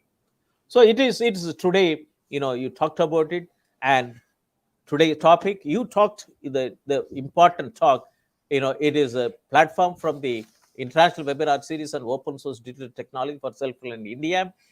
It is the most important topic which we covered. And also you talked about global value chain. This is in association with African Asian rural development. And it's a global hub. And also the immediate need is that global hub for the ORDO countries. Their headquarters is in India. How we can develop and facilitate the technology development between the 31 countries, the 31 member countries of ORDO, African Asian Rural Development Organization. And you also said it that Shobhit Institute of Engineering Technology, it is the apt area for undertaking the drone research, related research, academic and applied research and technology. It can fly drones because it is coming in the green zone. And thank you very much. And my request is that how we can work together. We have 5 centers of excellence. Center for Informatics Development Solutions and Application. It launched an MTech level program on informatics and e-governance with the standards. And in the Center for Industry 4.0 Technology Studies and Application. Center for Health Informatics and Computing. Center for Agricultural Informatics and e-governance research. A Center for Agribusiness and Disaster Management Studies. And how Drone Federation of India and a person and an expert and a veteran like you, a technologist like you, and how Shobhit Institute of Engineering Technology and these 5 centers of excellence can work together and bring in drone technology based activities and accelerator, incubator in Shobhit Institute of Engineering Technology, Meerut, which is also in the Meerut cantonment is a name in the military history. So I would like to hear from you, Group Captain, and then I will close the webinar. Over to you. Thank you, sir. Thank you very much for kind words. And really, I'm honored the way you have summed up. I think couldn't have been done in any better manner. So grateful for your very incisive observations. And one point I would like to add, I think in addition to the nodal ministry, we need a national program, drone technology development program. So am I understanding whatever little I have studied, along with the ministry, we have the policies, but we do not have a technology development program. If we can make a program, we will be doing a great justice. Yeah, we will work together. Both of us will, Yes. with my vast experience and Yes, also with your vast experience. And we also would like to have you as the visiting professor to the university. And let us work together to bring out a center for excellence in drone technology. Sir, excellence in drone technologies. Excellence in drone technology, center of excellence in drone technology. And because center of excellence is common, then you have to have a center for drone technology development and so on. So we have to give an appropriate name, and we will have it, and we'll prepare a lot of necessary technology papers, policy papers, and research papers, and undertaking research, and work for the ORDO countries. And that's how it's very nice that. And now you wanted to say something, you can please. So in fact, we welcome friends from all our friendly countries to come, interact, understand what Indian drone industry is, also make us understand what your requirements are, what challenges you face, and what your capabilities are. How can we gain from your knowledge? How can you gain from our knowledge to make this world a better place? So that's one part. Second part is how DFI can contribute in the capabilities, skilling. There are multiple areas we need to work on.